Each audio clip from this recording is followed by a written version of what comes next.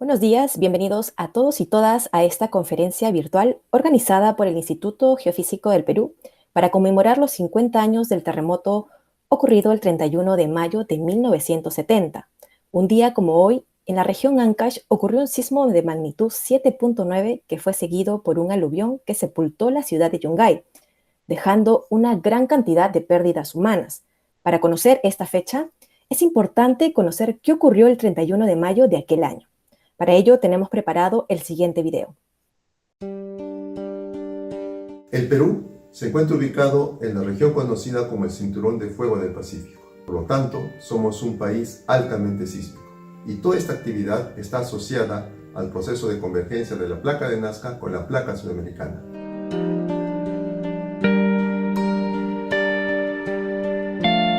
Dentro de la historia sísmica del Perú, el 31 de mayo de 1970, a las 3 de la tarde con 23 minutos, un sismo de magnitud 7.9 ocurre a una distancia de 44 kilómetros al suroeste de la localidad de Chimbote. Este sismo presentó una profundidad de 64 kilómetros, es decir, que ocurre exactamente debajo de la línea de costa. Por lo tanto, el nivel de sacudimiento del suelo fue muy intenso en las regiones de Ancash, La Libertad y Lima. En estas regiones, los daños se debieron principalmente a la calidad precaria de sus construcciones, es decir, el uso de adobe y quincha. Por ejemplo, en la ciudad de Huaraz, donde las viviendas además fueron dañadas por las constantes lluvias y por el pasar del tiempo, aproximadamente el 90% de ellas colapsaron. En general, la evaluación de los daños permite considerar una intensidad de 8 en la escala de Mercalli modificada. En el caso de la ciudad de Lima, algunas viviendas antiguas ubicadas en la zona céntrica presentaron el colapso parcial de sus muros. Cuando ocurren terremotos de estas características, por lo general producen tres efectos secundarios importantes: un tsunami, licuación de suelos y deslizamientos. En el caso del tsunami, este tardó aproximadamente 15 minutos en llegar a la zona costera de la ciudad de Chimbote, con olas que alcanzaron alturas de 2 metros. Por lo tanto, no generaron daños importantes. Este sismo produjo importantes procesos de licuación de suelos a lo largo de la Panamericana Sur, así como el surgimiento de agua subterránea en los alrededores del malecón de Chimbote, lo que produjo el hundimiento parcial de algunas viviendas. Asimismo, este sismo generó el sacudimiento de la Cordillera Blanca y del Nevado Huascarán el desprendimiento de un bloque de hielo que produjo una alud de 40 millones de metros cúbicos compuesto por hielo, rocas y lodo. En su recorrido, este alud alcanzó velocidades entre 200 a 500 kilómetros por hora, tardando cerca de 3 minutos en llegar a la ciudad de Yungay. Por lo tanto, la población no tuvo tiempo para poder reaccionar de manera oportuna. En total, se salvaron aproximadamente 300 personas que en el momento del alud se encontraban en el estadio y otros que estuvieron en la parte alta del cementerio y un cerro cercano. Algunos de estos sobrevivientes indicaron que la alud llegó a tener alturas mayores a los 30 metros. En general, no se sabe exactamente cuántas personas perdieron la vida. Por semanas, el río Santa trasladaba lodo, mientras una nube de polvo cubría todo el área afectada. Después del desastre producido, el Perú y la ciudad de Yungay recibió importante ayuda internacional. No debemos olvidar que los terremotos son cíclicos. Ellos volverán a ocurrir en los mismos lugares y probablemente generen también los mismos escenarios. Hoy en día las ciudades han crecido y la población se ha incrementado. Por lo tanto, debemos hacer un esfuerzo importante en trabajar mucho más en adquirir cultura de prevención. Finalmente, los invito a revisar nuestra historia sísmica, ya que es la única manera de poder prepararnos para enfrentar todos aquellos peligros que la naturaleza nos tiene reservados.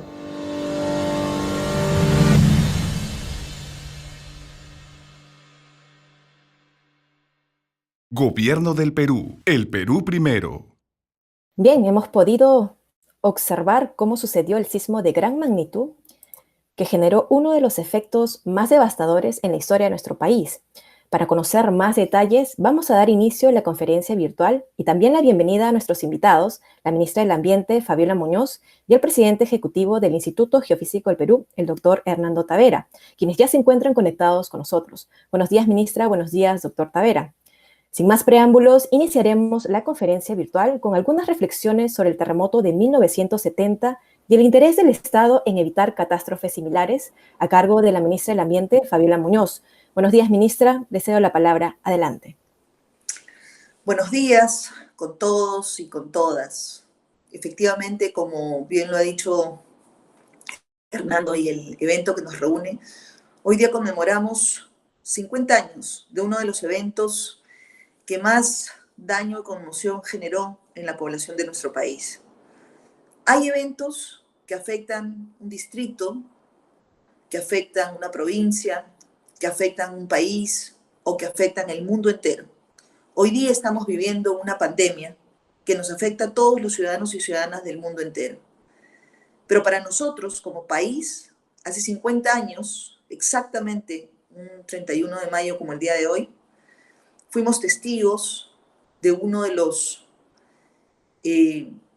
eventos más tristes, que fue este terremoto, pero también, sobre todo, el aluvión que generó.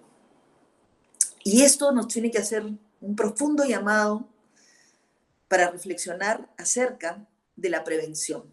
Este concepto tan importante que hoy día tiene quizás más vigencia que nunca en nuestro país. Porque hoy día nosotros, los ciudadanos y ciudadanas, nos enfrentamos a una pandemia que podemos, con el cuidado adecuado, usando la mascarilla, lavándose las manos, manteniendo el distanciamiento social, prevenir. Podemos nosotros ser actores claves de la prevención. Lo que ocurrió hace 50 años no le dio tiempo a las personas en Yungay de prevenir. Estaban sin información. Y ese es el otro elemento sumamente importante. La ciencia nos da información. La investigación científica nos da información. Y esa información es valiosísima para tomar decisiones día a día. Y más aún decisiones de política pública. Por eso el rol del IGP es tan importante, porque nos permite contar con información que nos sirve para hacer prospectiva, para hacer proyecciones, para trabajar con data científica que nos permite identificar los riesgos en diferentes lugares, con diferentes escenarios, y con esa información tomar medidas de prevención. Pero no basta que las autoridades diseñemos modelos y tomemos decisiones sin la ayuda, sin el apoyo, sin la convicción de la propia población. Cuando se dice que la población no debe asentarse en un lugar determinado porque tiene un suelo de mala calidad, porque es una zona donde un río pasó antiguamente y puede volver a pasar, no es que querramos evitar que la gente tenga una casa o un lugar donde vivir, es que estamos tratando de prevenir situaciones que pueden afectar la vida de las personas.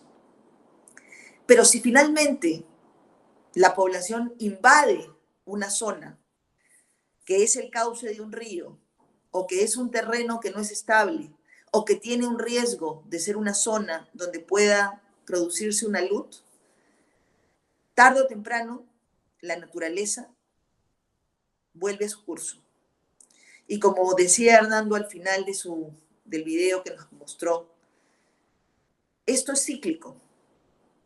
Y todos y todas tenemos que entender que tenemos que cambiar nuestra forma de convivencia con la naturaleza. Apostamos hoy día por la situación del COVID-19 a reflexionar y generar una nueva convivencia. Pero esta nueva convivencia en realidad nos ha sido pedida por la naturaleza hace muchísimos años. En las discusiones que tenemos sobre el tema de cambio climático, solo el año pasado, a finales de año, en la COP de Madrid, los países estábamos llamando a aumentar nuestro sentido de urgencia y nuestra ambición climática, porque claramente la forma como nos hemos relacionado con la naturaleza no es la adecuada. Y tenemos que repensar nuestro mundo, tenemos que repensar la forma como tomamos decisiones, cómo consumimos, cómo producimos. Y ahí el tema de la economía circular es fundamental. Pero nada de lo que hacemos va a tener suficiente impacto si no tenemos este chip de la prevención metido en cada decisión que tomemos. Y eso implica un proceso de concienciación profundo. El trabajar con las poblaciones en las zonas rurales, en las zonas urbanas, el identificar los riesgos, los peligros, las conductas que están asociadas a estos riesgos, a estos peligros, y sobre todo, decidir cambiar. Necesitamos tener una cultura de cambio, una nueva convivencia, una nueva forma de hacer las cosas, donde la prevención sea uno de los ejes centrales, donde la naturaleza y las soluciones basadas en la naturaleza sean un eje central de la toma de decisiones. Hoy día conmemoramos 50 años de un hecho que enlutó cientos, miles de familias. No sabemos exactamente el número de personas que perdieron la vida, pero cada persona, cada vida cuenta, cada vida vale. Y para nosotros como Ministerio del Ambiente, más aún, la relación con la naturaleza, el enfoque de prevención es imprescindible.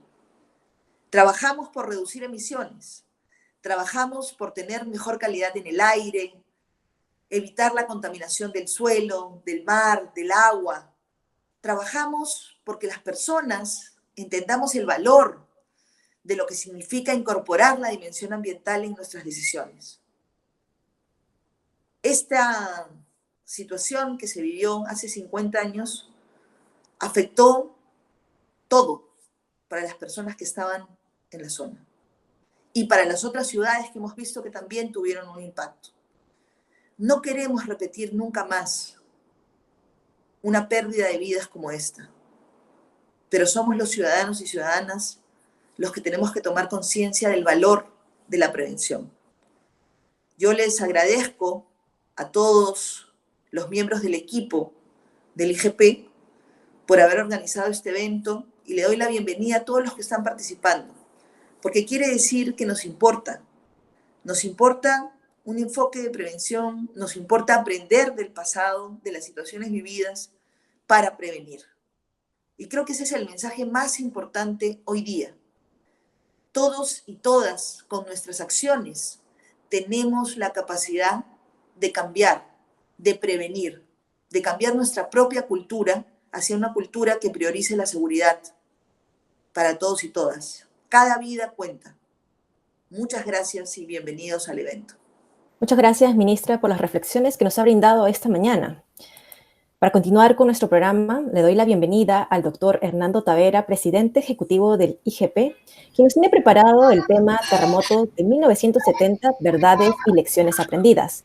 Doctor, muy buenos días. Puede dar inicio a su presentación. Adelante. Muy buenos días con todos. Gracias, señora ministra, por acompañarnos. Vamos a intentar recordar un poco lo que representó para nosotros realmente el poder tener un recuerdo más de este evento que afectó a nuestro país. Bien, quería hacer un poquito hacerles entender cómo es que se generan los terremotos en el país, qué es lo que ocurrió ese día y realmente qué es lo que estamos haciendo nosotros como institución y como Estado, básicamente. Hay un aporte, un esfuerzo bastante importante por parte del Estado por sacar adelante un poco más de lo que hemos mencionado, que es la prevención. Lo que tenemos que tener muy en cuenta nosotros en este momento es de que los terremotos son peligros que siempre se van a presentar. Y hay que recordar que hace más o menos 250 millones de años lo que hoy día conocemos como los continentes o las placas tectónicas se han venido desplazando a diferentes velocidades y en diferentes direcciones. Mientras estas placas tectónicas se sigan movilizando, significa que nuestro planeta Tierra aún tiene vida. Aún nosotros como seres humanos podemos estar presentes en nuestro planeta. Significa también que este movimiento de placas se ha ido produciendo, generando actividad sísmica, generando erupciones volcánicas. Quizás los sismos y los volcanes son los indicadores más claros de toda esta dinámica interna que tiene el planeta Tierra y de todos los cambios morfológicos que podemos observar en superficie. Si miramos un poquito con atención la figura que les estoy mostrando, vamos a ver en la parte central dos círculos que están movilizándose prácticamente de manera opuesta. Prestemos atención a la manera o la dirección en la cual se está movilizando, y esta flecha de color rojo que sale hacia la superficie y se introduce por la parte inferior de la placa oceánica, nos está diciendo que el material caliente que está dentro de la Tierra sale hacia la superficie, se introduce en la placa oceánica como una cuña, y eso hace que la placa de Nazca comience a desplazarse por debajo del continente. Por el otro lado, también el continente sudamericano está siendo desplazado hacia el Océano Pacífico o hacia la placa de Nazca. Y en esa superficie de contacto de estas dos placas es que se produce toda la actividad sísmica que nosotros estamos día a día soportando o siendo testigos en nuestro país. Yo creo que es fácilmente darse cuenta de que del choque de estas dos placas, toda la parte costera de nuestro continente o de nuestro país se ha comenzado a deformar, y eso ha dado origen a la formación de la cordillera de los Andes.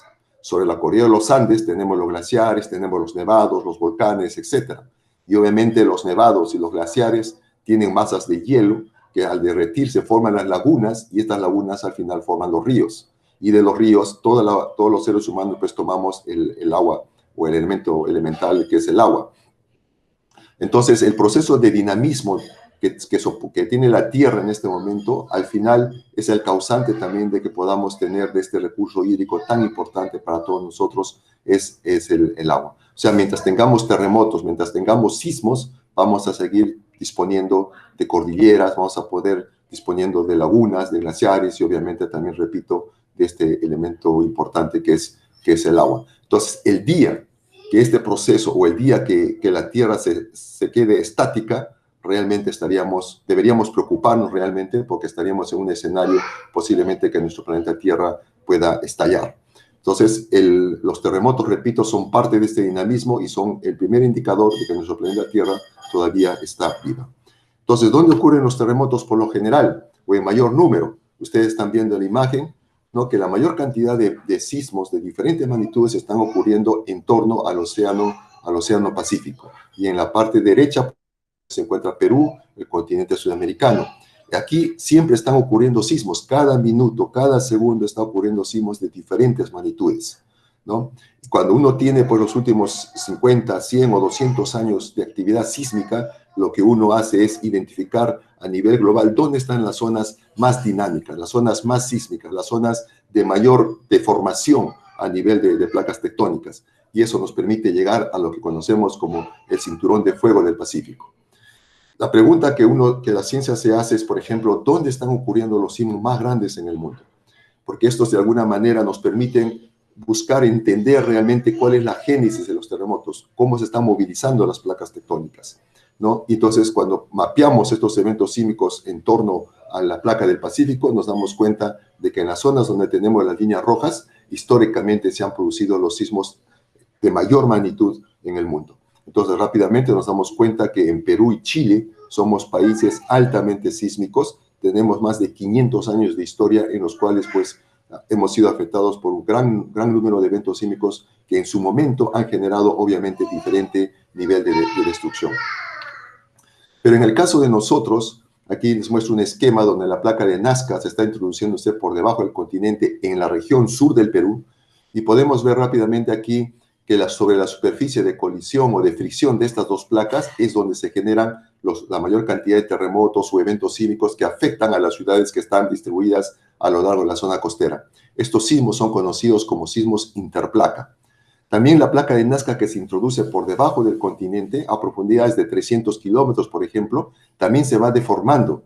Hay una fuerza que trata de estirar la placa hacia el interior, y aquí en la parte del contacto de placas una fuerza que se resiste a que la placa pues siga introduciéndose dentro del interior de la Tierra. Y se produce deformación, se producen sismos y tenemos lo que se llaman los sismos intraplaca.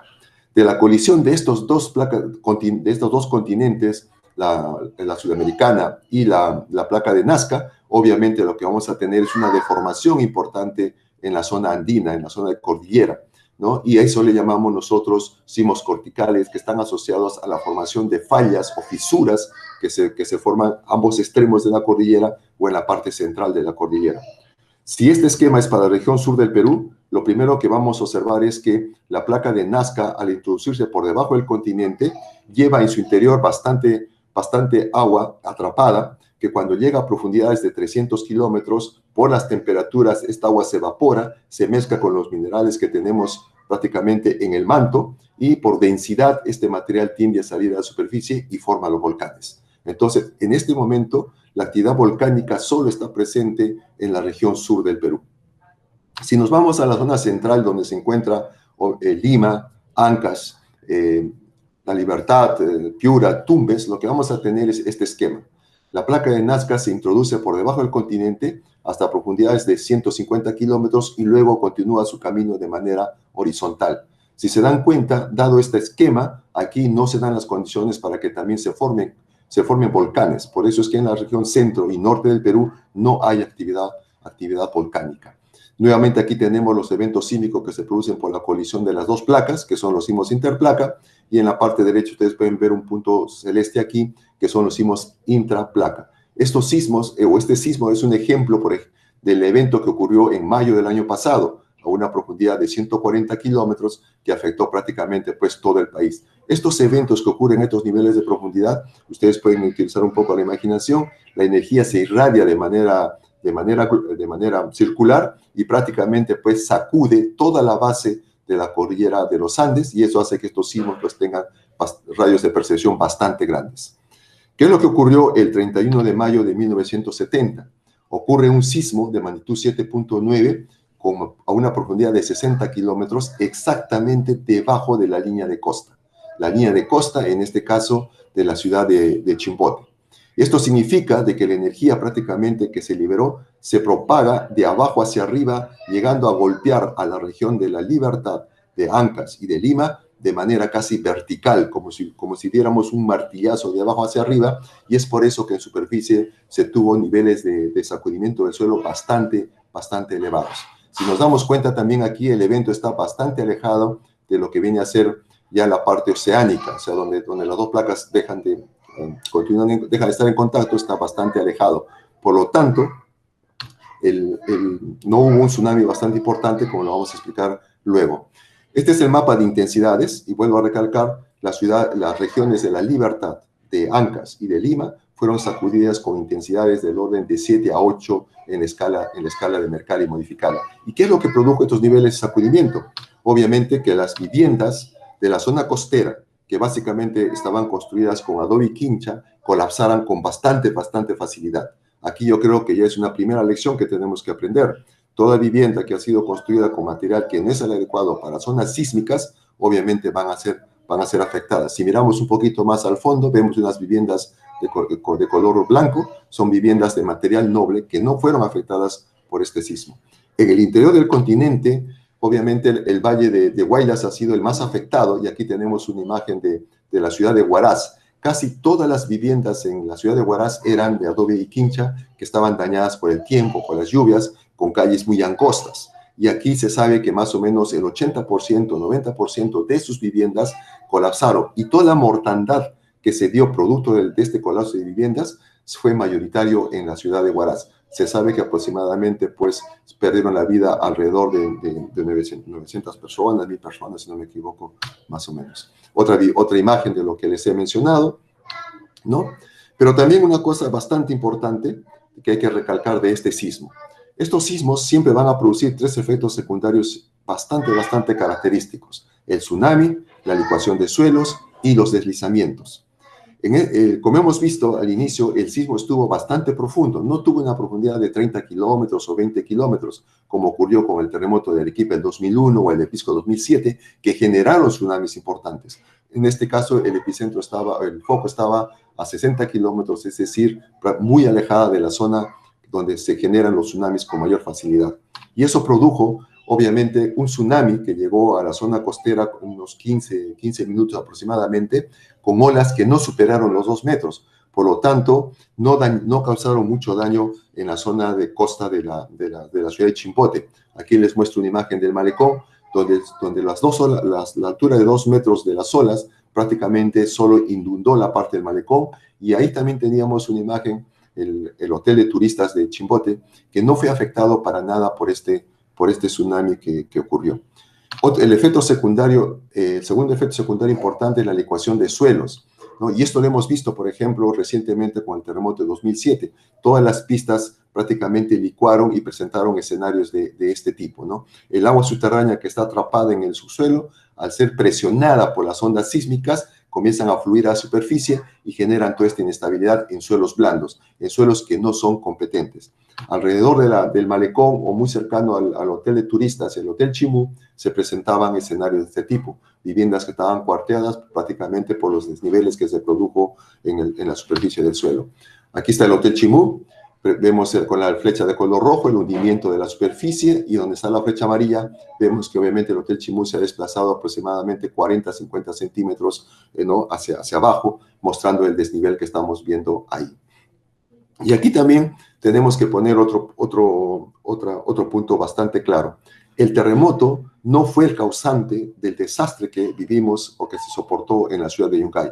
El terremoto solamente causó un efecto secundario, que fue el de sacudir la Cordillera Blanca con intensidades, con aceleraciones que probablemente fueron superiores a 0.2G, y eso produjo el desprendimiento de este gran bloque de masa de hielo, que al final pues vino a sepultar a la ciudad de Yungay. Las estimaciones que se han hecho es de que aproximadamente 40 millones de metros cúbicos de este material compuesto por hielo, lodo y piedra se desplazó. Dada la pendiente, se desplazó aproximadamente a velocidades que están entre 200 a 500 kilómetros por hora, llegando o tardando solamente entre 3 a 4 minutos en llegar a la ciudad de Yungay, en llegar a la localidad de Ranraírca, ¿no? Entonces, estos escenarios que vemos aquí, como ya hemos mencionado algunas veces, se pueden repetir. Todos los peligros son cíclicos, ¿no? Entonces, ahora pues contamos con instituciones como INAIGEN, que viene monitoreando el estado dinámico de los glaciares, de los nevados, y también viene evaluando la importancia que tienen en este caso el riesgo que pueden representar las lagunas. Algunas imágenes de lo que resultó de este gran alud les muestro aquí. Sabemos de que aproximadamente 300 personas se salvaron.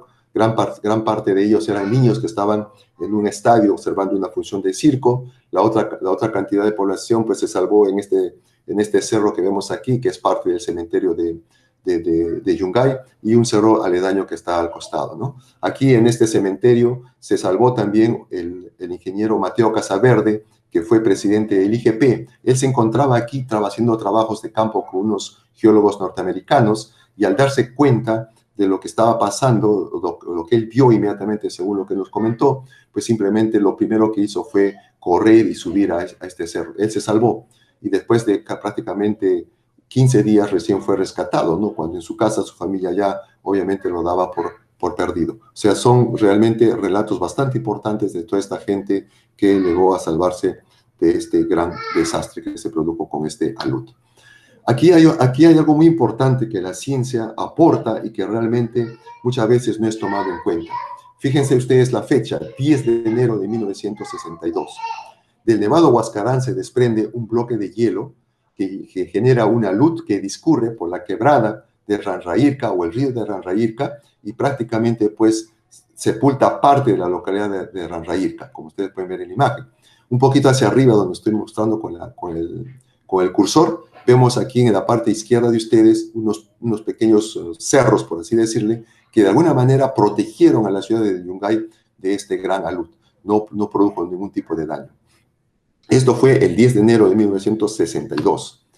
En septiembre de 1962 Obviamente, después que se produce este alud de Ranrairca, inmediatamente los que hacemos ciencia comenzamos a revisar el estado de la zona, comenzamos a investigar qué es lo que ha ocurrido, y tuvimos 2 geólogos norteamericanos que ascendieron al Huascarán a hacer un reconocimiento, qué es lo que se había desprendido realmente. Y ellos, cuando descendieron, informaron de que habían observado fisuras muy grandes que comprometía a un bloque que probablemente podría generar una luz que vaya a desplazar mayor cantidad de volumen de hielo, de lodo, de piedras, ¿no? Y obviamente no se les tomó muy en cuenta la información que ellos entregaron y que advirtieron lo que podía pasar si este nuevo bloque se podía desprender. La luz que se produjo por el desprendimiento de hielo en enero del 62, el bloque de hielo cayó simplemente por gravedad, no necesitó ningún sismo, ninguna lluvia, simplemente se desprendió por gravedad.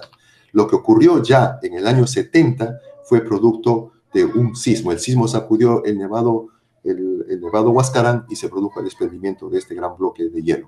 Entonces, comparemos los escenarios. Derecha de ustedes 1962, izquierda 1970. Si miramos las áreas afectadas, podemos darnos cuenta que realmente, tal como dijeron los geólogos en septiembre de 62, el bloque que probablemente podría desplazarse era de un volumen mucho mayor que lo que se desprendió en el 62. Y obviamente también la cantidad de lodo que se trasladó, de hielo, piedras, obviamente pudo, en este caso, a la velocidad que bajó, vencer esta protección natural que representaban los cerros para la ciudad de Yungay y prácticamente pues logró completa inundación. En este caso, Ranrairca desapareció casi por completo también, pero en Ranrairca no había tanta población como se tenía en Yungay, es por eso que prestamos mucho más atención a lo que pasó en Yungay. En pocas palabras, el terremoto no fue el causante directo de lo que pasó en Yungay, fue un efecto secundario lo que generó esta mortandad en esta zona y el escenario que todos conocemos. Yo pienso que esta imagen es representativa realmente de que los peligros naturales siempre van a estar presentes en nuestras vidas, sean los alud, sean los huaicos, sean los terremotos, sean los tsunamis, sean las inundaciones, siempre van a estar presentes. Y lo único que tenemos que hacer nosotros es prepararnos, revisar la historia y comenzar a prepararnos para evitar de que tengamos escenarios similares. Hemos visto que las ciudades han crecido. La ciudad de Huaraz ha crecido bastante. Damos una mirada muy rápida a la calidad de las construcciones. Vemos también que hay una quebrada muy importante y un río muy importante en Huaraz. Se ha mencionado infinidad de veces que hay una laguna que está en la parte alta que representa un riesgo. Nuestros colegas de INAIGEN lo han mencionado infinidad de veces en sus reuniones, conferencias, en informes. Entonces, nuevamente la ciencia está contribuyendo a identificar los peligros, pero hay que tomar decisiones a otros niveles para evitar que podamos tener escenarios como en el pasado.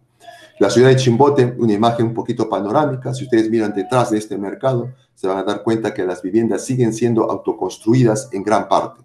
Es decir, no estamos tomando las lecciones de los terremotos pasados para tratar de mejorar nuestro modo de vivir, nuestro modo de construcción, ¿no? Y tratamos a veces de decir que el terremoto es el causante del desastre, cuando en realidad, si yo construyo mi vivienda en malas condiciones, obviamente no va a ser capaz de soportar un sismo y al colapsar me va a afectar directamente. O sea, son nuestras viviendas las que nos causan daño a nosotros directamente, no es en sí el evento sísmico.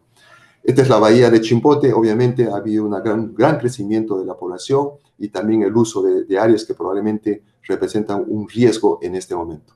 Esperemos de que el sismo que se vuelva a producir pues no genere un tsunami tan grande como para que pueda afectar toda esta zona. Miremos un poquito más ya, saliéndonos del enfoque, tratando de ver qué es lo que se nos viene ahora, qué tanto hemos avanzado en el conocimiento de estos terremotos, qué tanto hemos avanzado en identificar los peligros a nivel de nuestro país. En este mapa les muestro el cinturón de fuego del Pacífico y los 10 terremotos más grandes que han ocurrido en la historia. Y obviamente si miramos en la parte derecha hacia abajo, vemos que el terremoto de Chile en el año 60, el terremoto de magnitud 9.5, es el terremoto más grande del cual tenemos información cuantitativa y realmente una descripción detallada de los daños que ocasionó este gran evento sísmico. Luego tenemos el terremoto de Chile de 8.8 del 2010, el de Ecuador de 1906, 8.8, y fíjense ustedes de que no aparece acá ni el terremoto del 2001, ni el terremoto de Pisco 2007, ni el terremoto del 70, ni del 40 de Lima, 66 de Lima, 74 de Lima. ¿Qué es lo que nos dice eso? Que en realidad esos eventos sísmicos fueron de magnitudes bastante moderadas a comparación de estos grandes eventos que han ocurrido en el mundo. Entonces, podemos decir que en zonas como el Perú, como el norte de Chile, se está acumulando energía que en algún momento tiene que dar origen a un evento importante.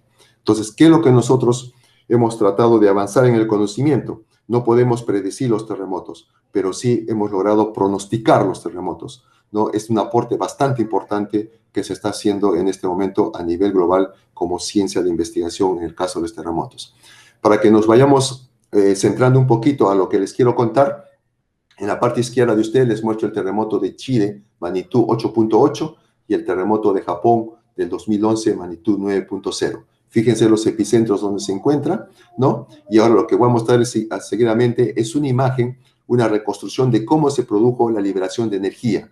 Y cuando veamos unas áreas de color rojo, son las áreas donde se está liberando la mayor cantidad de energía. Esas áreas de color rojo representan básicamente aquellas zonas donde decimos la placa presentó un fracturamiento, o en todo caso, repito, la mayor cantidad de energía se liberó. De acuerdo al tamaño de estas áreas de color rojo, podemos comparar o podemos asumir que representa el tamaño del terremoto en cuanto a magnitud.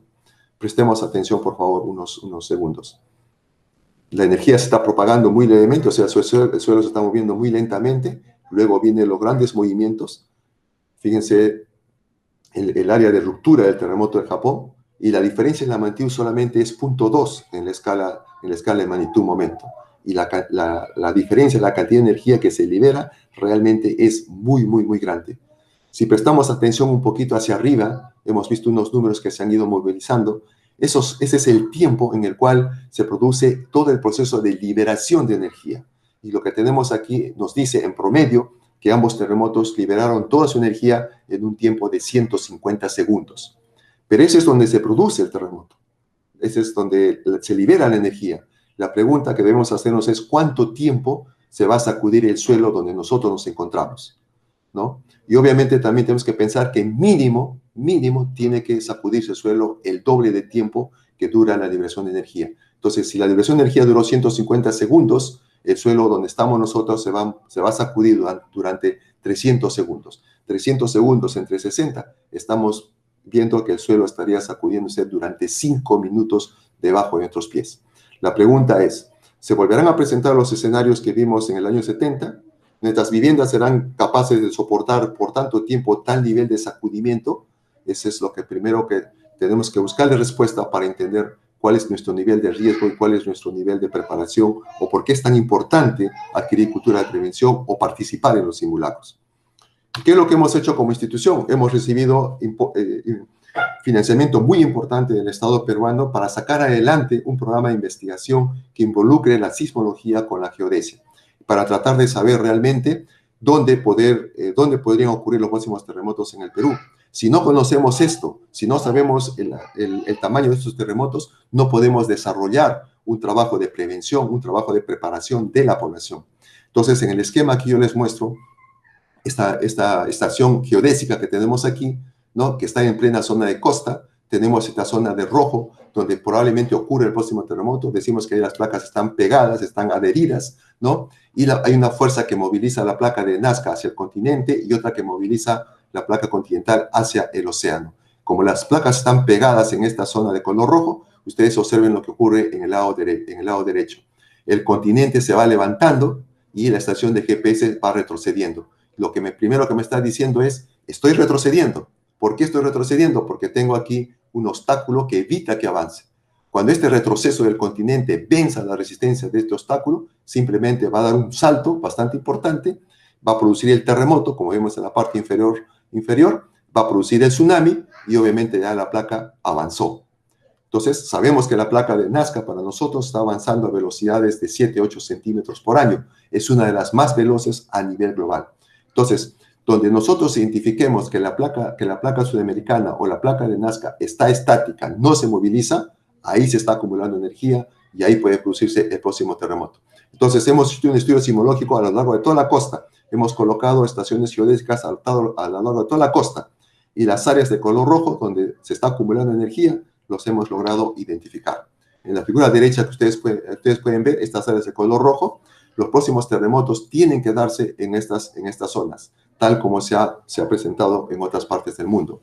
En el caso de Lima, tenemos un área prácticamente de 400 kilómetros de longitud, paralelo a la costa, que probablemente genere un evento sísmico con magnitudes por encima de 8.5.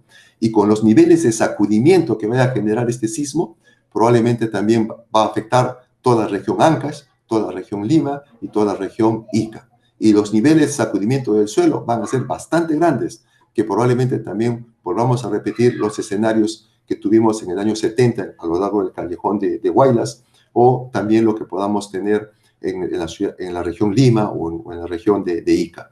También hay eventos importantes que van a ocurrir al sur de la localidad de Nazca y también frente a la costa de Moquegua y Tacna, y a esta zona del sur del Perú se suma toda la región norte de Chile, que todavía no genera un evento sísmico desde el año 1877. Aquí tienen que producirse los próximos eventos sísmicos. La ciencia ha avanzado. Hemos avanzado en el conocimiento, hemos avanzado en la instrumentación, hemos avanzado en la comunicación. Lamentablemente, a ese mismo ritmo de avance no lo hace la preparación o el hecho de adquirir cultura de prevención, ¿no? Y ese es uno de los problemas que todavía estamos tratando de solucionar como Estado, como institución, empujar un poco a que la población realmente asuma el rol que le compete, la responsabilidad que tiene que asumir en todo este proceso. Y obviamente como Estado seguimos tratando de, como Estado, dar el apoyo necesario para que instituciones como el IGP podamos sacar adelante nuevos proyectos, nuevas iniciativas para, de alguna manera, buscar darle seguridad al país, darle mayor seguridad a la población. Y este año, por ejemplo, el Estado, al IGP, junto con el INDECI, nos está apoyando con un proyecto que va a durar 2 años para sacar adelante el sistema de alerta temprana de sismos. Es un proyecto que tiene un financiamiento de cerca de 40 millones para 2 años y obviamente nuestro compromiso está que en este año 2020 teníamos que avanzar muchísimo con este proyecto y obviamente estamos encaminados en esto. Un sistema de alerta temprana tiene 4 componentes. La componente de conocimiento del peligro. Entonces, el IGP ya avanzó en esto, ya les he mostrado algunos resultados que hemos obtenido. El seguimiento y la alerta. Aquí tenemos que colocar sensores a lo largo de la costa para hacer el seguimiento de los terremotos, identificar el terremoto grande y dar la alerta necesaria para la población. Es responsabilidad de nuestros colegas de INDECI sacar adelante la parte de la difusión de esta información, de estas alertas, y a la vez también preparar a la población. Nosotros, como Instituto Geofísico del Perú, estamos adquiriendo ya en este momento una cantidad de 102 acelerómetros que van a ser instalados a lo largo de toda la costa del Perú, tal como vemos aquí en la imagen.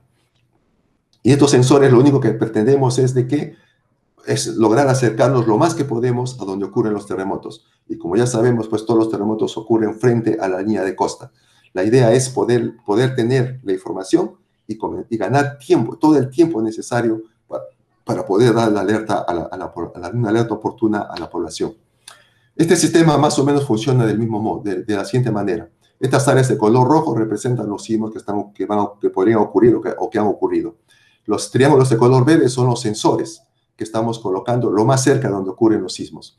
Cuando se produce el sismo, el sensor más cercano al sismo va a ser el primero que detecte la señal sísmica del sacudimiento del suelo y inmediatamente va a discriminar, va a decirnos si el sismo es grande o es pequeño. Si es grande, inmediatamente va a enviar una alerta que va a llegar a una serie de antenas y se va a transmitir a INDECI, desde donde de INDECI van a salir un aviso que va a permitir encenderse todas las sirenas en las ciudades principales de la zona costera.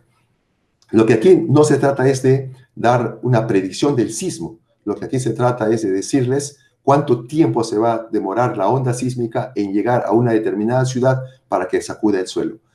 El terremoto o la onda sísmica del terremoto se propaga a velocidades de 4 o 5 kilómetros por segundo, mientras que la comunicación, ¿no? La comunicación por celular, por radio, ¿no? Lo hace a 200, 250 kilómetros por segundo. Es decir, las comunicaciones son más rápidas que la onda sísmica que se propaga. Y esa es una ventaja que tenemos que aprovechar para tratar, obviamente, de alertar a la población. Este proyecto tiene 2 años. Y en el primer año, incluyendo el 2020, nosotros esperamos, a pesar de las circunstancias que estamos viviendo, esperamos concluir el proyecto para tener el sistema ya funcionando, o mejor dicho, instalado en las regiones de Ica, de Lima y Ancash. El próximo año lo estaremos haciendo en Arequipa, Moquegua y Tacna, y en los últimos meses del año, del 2021, en La Libertad, Lambayeque, Piura y Tumbes. Actualmente ya hemos seleccionado los puntos donde vamos a colocar estos sensores. Ya hemos firmado convenios con CERNAN, con la Dirección de Hidrografía de la Marina de Guerra del Perú, para poder ya empezar a hacer la instalación la construcción de la infraestructura y a la vez también la instalación de los sensores que necesitamos y hacer las pruebas de enlace. El proyecto ya está en camino. Y para que tengamos una idea, en el caso de la ciudad de Lima o en el caso de la ciudad de Chimbote o Huaraz, acá les he preparado más o menos un demo, ¿no? Para que veamos cómo funciona este sistema, cómo funcionaría este sistema. Aquí donde vemos la parte roja, esta estrella roja, ocurre el sismo, ¿no? Ya se envió la lista, la alerta, por ejemplo, para la ciudad de Lima o para Callao. La onda va a demorar aproximadamente en llegar a Callao algo de 10 segundos, 8 segundos, 10 segundos. Las alertas ya están funcionando ya en Guarmey, en Chimbote, en Chiclayo. Ya se le está diciéndoles alerta sísmica, te está llegando una onda sísmica, ¿no? Entonces, si prestamos atención a los tiempos que van apareciendo, si es que el epicentro se presenta frente a la ciudad del Callao o la ciudad de Lima, la onda sísmica estaría llegando después de 20 segundos de haber dado la alerta a la localidad de Guarmey, por ejemplo.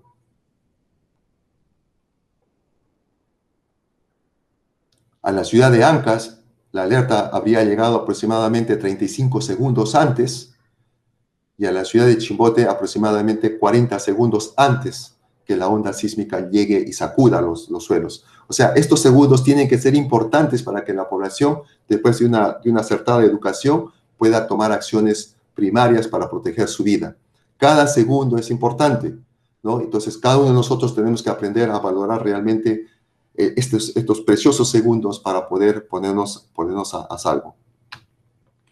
Pero mientras todo esto avanza, como les he mencionado, avanza la ciencia, avanza el desarrollo tecnológico, avanza el esfuerzo que hace el Estado por tratar de sembrar cultura de prevención, pero nuestra población sigue construyendo viviendas de este tipo. Si ustedes se dan cuenta, la vivienda está hundiéndose por el lado izquierdo, está en una ribera de un río, ¿no? Fíjense que la vivienda tiene columnas muy delgadas, tiene mucho más ladrillo con bastantes vacíos. Entonces, esto es lo que realmente nos va a generar problemas. Aquí fíjense ustedes cómo están invadiendo los cerros. Fíjense la vivienda que tenemos ahí, ¿no? Pareciera que fuera la parte delantera del Arca de Noé, probablemente, pero esa es la parte más crítica de nuestra sociedad. En esta vivienda, a pesar que tiene 3 pisos de material noble, fíjense cómo pueden hacer viviendas o habitaciones en la parte alta, realmente desafiando todo lo que viene a ser la naturaleza, ¿no? Y también, tomando muy de moda estos de los televisores curvos, también nos hemos atrevido a hacer edificios curvos, ¿no? Tratando un poco de estar a la moda, repito, pero sin pensar que realmente esto nos pone en una situación de alto riesgo a todos nosotros. Bien, la ciencia también ha contribuido bastante en tratar de generar tecnología que nos lleve a construir edificios antisísmicos, ¿no? Había una idea equivocada en los últimos años cuando teníamos edificios construidos, complejos habitacionales, donde decíamos son estructuras antisísmicas, ¿no? Y lo que en realidad construíamos eran edificios sismoresistentes. Pero recién ahora están apareciendo en muchas partes del mundo, en el Perú también, edificios antisísmicos. ¿Y qué significa esto? Que estos edificios en la parte inferior tienen una especie de resortes que amortiguan las ondas sísmicas y aíslan completamente a la estructura. Eso se llama los aisladores sísmicos. Y otros también tienen, en algunos niveles, tienen una especie de muelles que tratan también de evitar de que los edificios altos se oscilen de manera lateral con bastante intensidad. Y esto también se le llama los disipadores de energía. Entonces, esa tecnología sí ya está en venta, ya están siendo puestos por muchas empresas de construcción, lo están tomando en cuenta para darle un poco más de seguridad a los grandes edificios. Pero obviamente también estos sistemas tienen un costo bastante elevado, bastante elevado. No todos probablemente estemos con la disponibilidad de poder adquirir estos sistemas. Pero como peruanos muchas veces somos muy imaginativos y tratamos de buscar nuestros propios aisladores sísmicos, tratamos de buscar nuestros propios disipadores sísmicos. Y actualmente en muchas partes de nuestra ciudad estamos construyendo viviendas de este tipo, ¿no? Hay aisladores sísmicos de bajo costo realmente, podríamos decir así, pero también esto nos lleva un poco a que realmente la cultura de prevención no ha sido realmente tomada en cuenta. Hay mucha irresponsabilidad por la población de ser parte de este cambio que necesitamos para no estar siendo afectados de manera continua por estos peligros de la naturaleza. Los terremotos y todos los efectos secundarios son cíclicos, solamente es cuestión de tiempo. Somos un país altamente sísmico. Los sismos van a tener que ocurrir. Entonces, espero que esto haya servido con un poco de reflexión para que podamos tenerlo muy en cuenta. Y nosotros, como Instituto Geofísico del Perú, seguimos haciendo ciencia para protegernos, ciencia para avanzar. Es el compromiso que tenemos con toda la población, con todos los peruanos, para servirles de la mejor manera. Muchísimas gracias. Doctor, muchas gracias por esta enriquecedora información que nos ha brindado el día de hoy. Para complementar la presentación, tenemos un pequeño video que con ayuda del Ministerio del Ambiente vamos a poder conocer cómo funciona este sistema de alerta sísmica Perú, SASPE. Adelante con el video.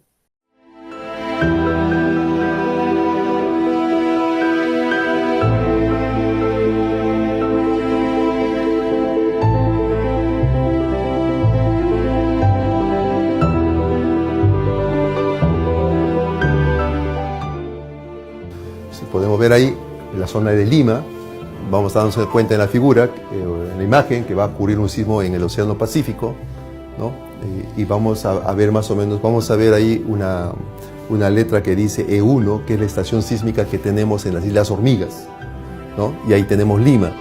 Entonces ocurre un sismo, la estación sísmica que tenemos en las Islas Hormigas detecta el sismo, inmediatamente discrimina si es pequeño o es grande. Si es grande, enciende las bocinas en todo Lima y nos va avisando se viene un sismo, el suelo se va a sacudir, ¿no? Y en el caso de la imagen, pues en la simulación, en Lima le estaría llegando la alerta con 12 segundos de anticipación, y en el caso de Pisco le estaría llegando con 30 segundos, 25 segundos de anticipación. O sea, es algo que la ciencia permite dar una herramienta adicional para que la población tenga pues información que le permita tomar alguna acción que ayude a salvaguardar sus vidas, ¿no? Gobierno del Perú. El Perú primero. Bien, hemos podido observar cómo funciona este sistema de alerta sísmica Perú. Agradecemos la participación de nuestros participantes e invitados por acompañarnos y brindarnos esta información que ha sido de valiosa información para todos nuestros usuarios que ya se vienen conectando y que están ahí atentos con nosotros y que tienen preguntas preparadas desde hace un momento. Entonces, para poder resolver estas dudas, vamos a seguir con la siguiente pregunta. A ver, doctor Hernando Tavera, nos consultan sobre la instalación de los sensores que van a avisar con al menos unos segundos para la ocurrencia de un terremoto y salvar vidas. ¿Cómo va el avance de este proyecto? Nos consulta Salvemos Collay. Adelante, doctor. Bueno, muchas gracias por la pregunta. Nosotros desde el año pasado, ya en el mes de agosto, hemos hecho un trabajo de campo bastante importante para identificar los 102 puntos donde vamos a colocar estos sensores. Se han hecho las pruebas de comunicación, las pruebas de enlace, y prácticamente pues ya estamos listos para, por así decirlo, para hacer la construcción de la infraestructura que nosotros llamamos casetas sísmicas, y luego ya poder instalar los sensores, ¿no? También se nos ha llevado, como he mencionado, firmar ya convenios con CERNAM y con la Dirección de Geología Marina y Guerra del Perú para poder tener ya acceso a algunos de estos puntos que hemos tomado en cuenta. Y este año ya hemos empezado, desde inicios de año, ya las coordinaciones mucho más cercanas con INDECI, y a la vez también los procedimientos administrativos necesarios para la compra de la instrumentación. Bueno, se ha presentado el escenario de la cuarentena, pero eso no nos ha detenido, hemos seguido en el proceso, y en este momento ya se están haciendo la adquisición de estos sensores, y esperamos que, dadas las condiciones de mejora de la situación de la emergencia de salud que tenemos, podamos estar cumpliendo al menos con nuestro objetivo de colocar los sensores en la región Lima y la región Ancash entre los meses de septiembre, octubre y noviembre, ¿no? Y ya para el próximo año, esperando que las condiciones mejoren, entonces ya estaremos haciendo las primeras pruebas de comunicación, pruebas de enlace, etcétera, ¿no?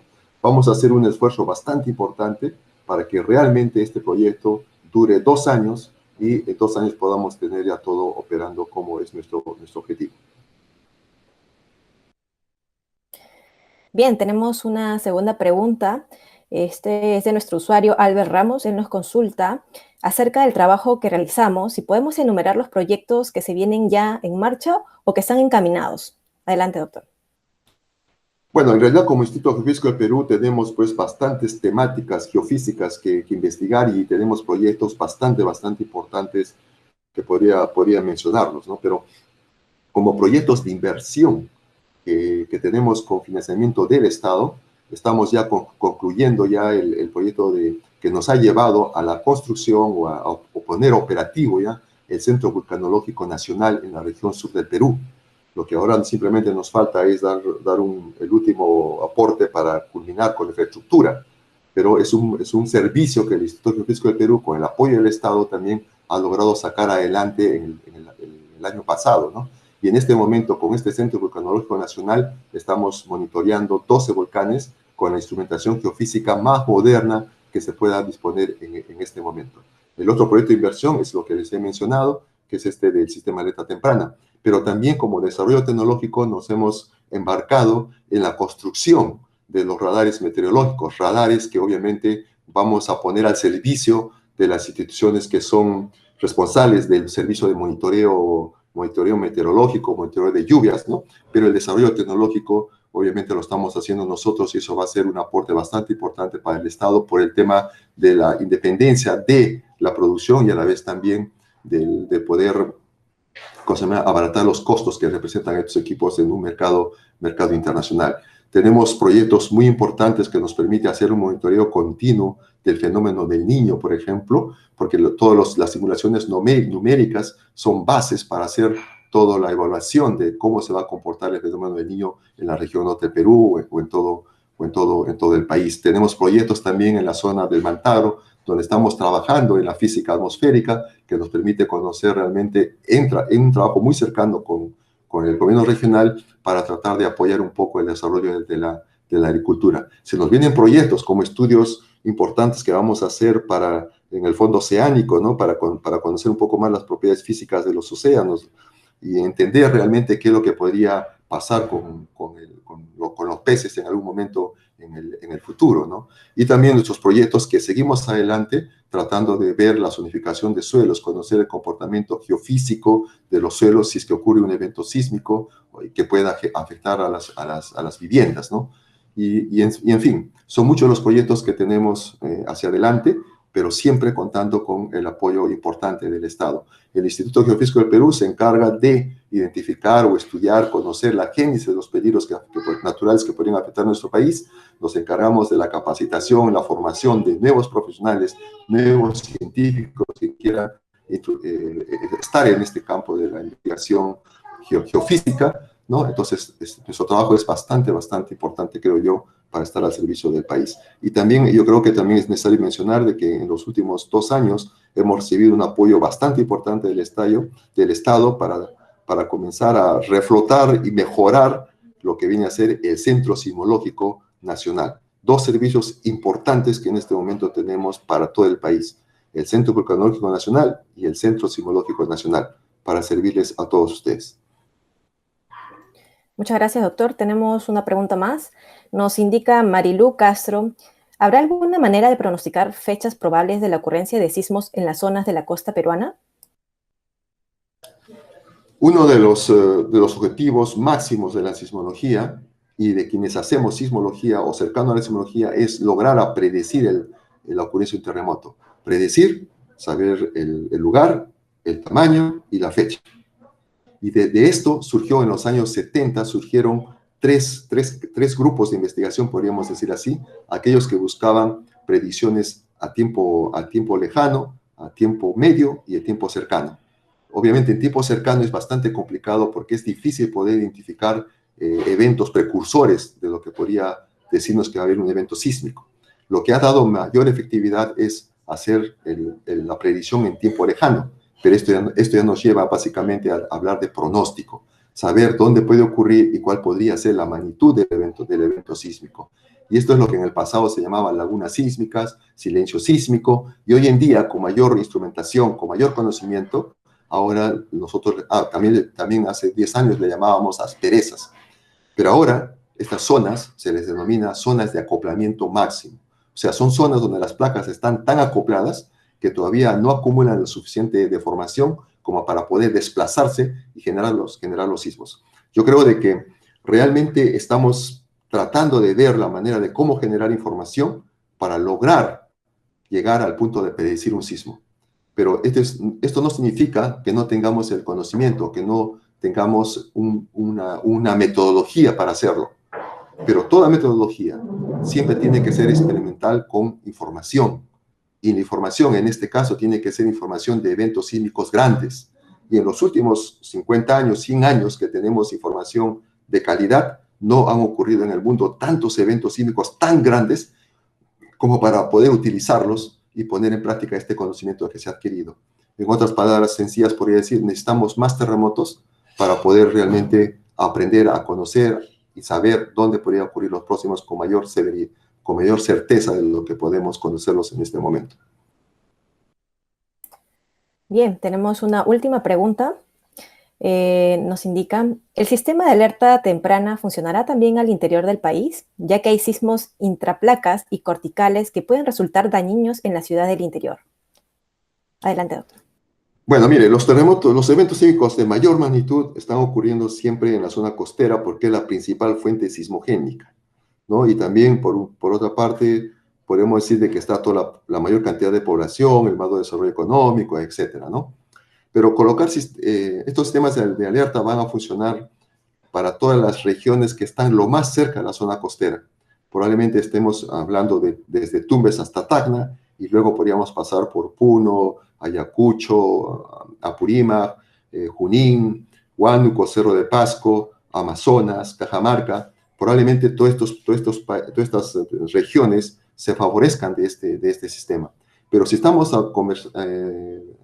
tratando de colocar estos sistemas en zonas donde tenemos fallas activas, como las fallas de Moyobamba, Rioja, las fallas del Cusco o las fallas de Huaytapallana, ¿no? Obviamente las ciudades han crecido muy cerca de las fallas, y colocar sistemas de este tipo aquí prácticamente pues estaría sonando la alerta en el mismo momento en que el suelo se estaría sacudiendo por la cercanía que existe, ¿no? Pero hay países como México, como Rumanía y otros que tienen escenarios o geodinámica muy similar a la nuestra, que se han colocado estos sistemas, pero también, por ejemplo, China, que prácticamente pues todas sus ciudades están en una zona plana, con la presencia importante de fallas activas. Obviamente siempre hay que entender de que el sistema funciona para las ciudades más alejadas que para las ciudades más cercanas, ¿no? Aquellas que están cerca de las zonas de falla, obviamente van a tener mucho menor tiempo, ¿no? Entonces, este proyecto está por etapas. Una primera etapa es cubrir la zona costera, porque sabemos que van a ocurrir los próximos eventos grandes, ¿no? Históricamente también hayan ocurrido. En una siguiente etapa, vamos a evaluar de colocar también estos sensores en zonas donde realmente son necesarias por la presencia de estas fallas activas que les he mencionado. Doctor, para culminar con la sección de preguntas, Sandy Rodríguez nos consulta, ¿la alerta temprana será solo a sirenas o celulares? Bueno, lo que hay que tener aquí muy en cuenta es de que tenemos que aprovechar el máximo todo medio de comunicación que dispongamos. Lo que nos da en este momento seguridad son las sirenas, porque los enlaces van a ser prácticamente de manera directa, sin interrupción. Y creo que en este momento, por ejemplo, cuando ocurre un evento sísmico de magnitud 5 o 6, por algunos segundos, minutos, los celulares dejan de funcionar, ya sea por el colapso de las comunicaciones o ya sea simplemente porque se producen daños en las líneas de transmisión. Entonces, yo creo que una primera etapa es las sirenas, luego vamos a tratar de ver un poco con el Ministerio de Transportes cómo utilizar sistemas adicionales, ¿no? Pero obviamente, repito, nuestro objetivo es utilizar todos los medios de comunicación que sean necesarios, tal como funcionan en otros países. Pero en este momento una manera más segura y directa son las sirenas. Bien, doctor, esperemos que las dudas de nuestros usuarios hayan sido resueltas esta mañana. Agradecemos también la presencia todavía de la ministra que nos sigue acompañando en nuestra transmisión en vivo. Con ello, vamos a culminar esta conferencia virtual agradeciendo la participación nuevamente de la ministra del Ambiente, Fabiola Muñoz, y del doctor Hernando Tavera, presidente ejecutivo del IGP, y a todos ustedes por conectarse y acompañarnos esta mañana. Nos vemos muy pronto y no olviden seguirnos en todas nuestras redes sociales para más novedades. Muy buenos días. Gracias. Gobierno del Perú. El Perú primero.